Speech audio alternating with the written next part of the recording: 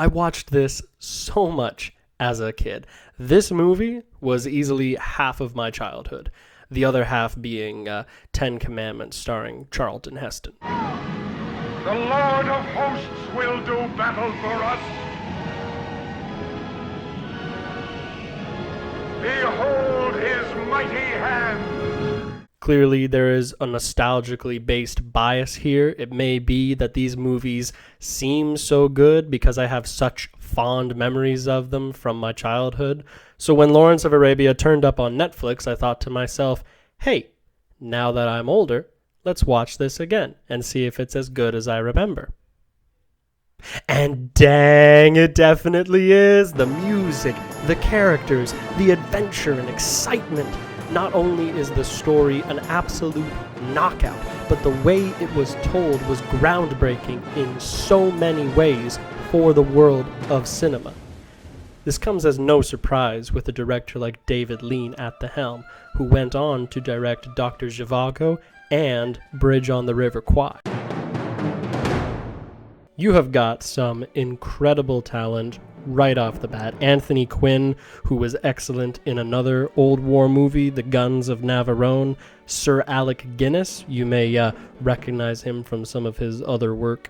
And Omar Sharif is such a great opposite to Peter O'Toole, who played the star Lawrence. What's amazing about Peter O'Toole's performance is that this was his first major role in film. This was his debut on the big screen, and he absolutely knocked it out of the park. The trick, William Potter, is not minding that it hurts. My name is for my friends. We want 2 large glasses of lemonade. This is a path for British officers. That's all right. We are not particular. My fear is my concern. You're the most extraordinary man I ever met. Leave me alone. What? Leave me alone. Obviously, acting for film has changed drastically over the years. These kinds of movies come from a time when a movie was basically a theater performance being recorded. Everything was big and everything was loud. But even with that in mind, there are still so many moments that just carry the story forward. The music in this film is a perfect example of creating the right atmosphere, like this opening number over the title screen.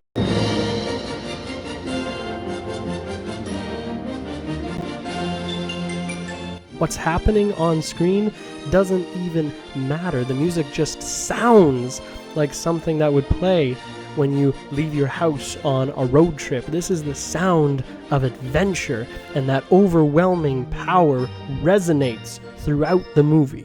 The score also does a great job contrasting the two vastly different cultures that are experienced by the audience within the film. The refined yet condescending stature of Great Britain, played out with flutes and snares like a marching band, all uniform and disciplined. General, salute! Present! Arms! And then the Arabian theme is all drums and cymbals and mysterious cadences.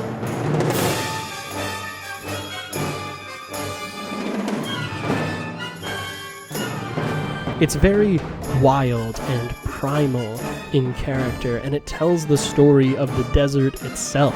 The music speaks of a time long forgotten by the rest of the world, yet here in the Arabian desert is a remnant of an age long past, where warriors ride into battle with sword in hand.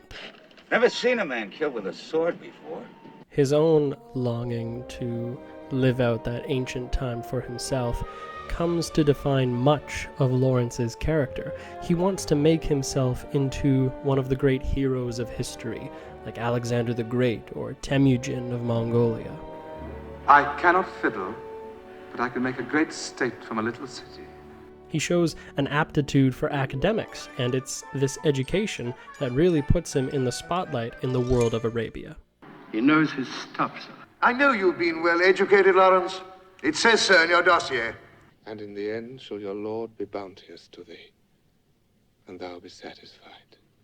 You're an interesting man, there's no doubt about it.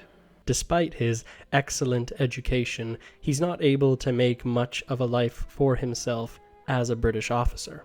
Well, I can't make out whether you're bloody bad-mannered or just half-witted. I have the same problem, sir. Shut up. Yes, sir. You're a clown, Lawrence. You're the kind of creature I can't stand, Lawrence. It doesn't sound as though he'd be any great loss, sir.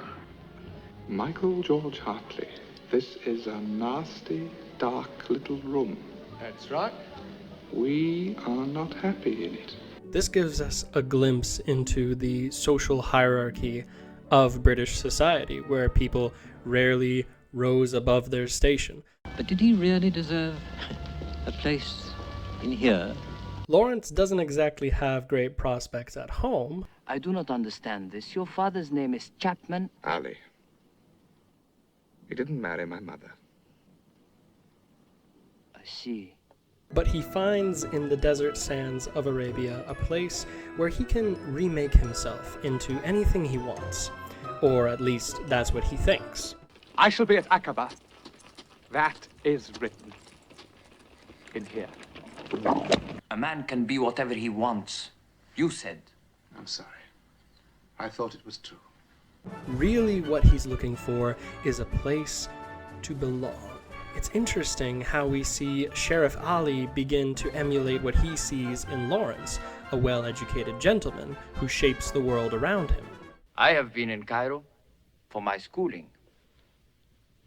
I can both read and write. While Lawrence begins to emulate what he sees in Sheriff Ali. So long as the Arabs fight tribe against tribe, so long will they be a little people, a silly people, greedy, barbarous, and cruel, as you are. This is a tragedy as well as a historical film. The first act is so uplifting and promising. There's just so much excitement. Then everything starts going for a crap. A lot of historical movies that come out nowadays are tending to reverse that order so that the story has a happy ending. Take The Outlaw King. It starts off showing Scotland being defeated, surrendering to the King of England, and the hero is starting at such a low point, but he inexorably climbs to the peak of his life as his story continues, and in the end, he's triumphant and happy. Lawrence of Arabia is a more traditional tragedy, indeed a traditional story, because it has a resolution. That is, a point where things return to their previous circumstances.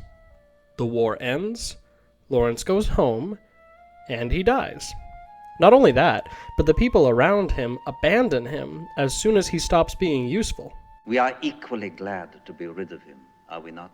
His story began in insignificance, and despite all that he accomplished, it ended in insignificance as well.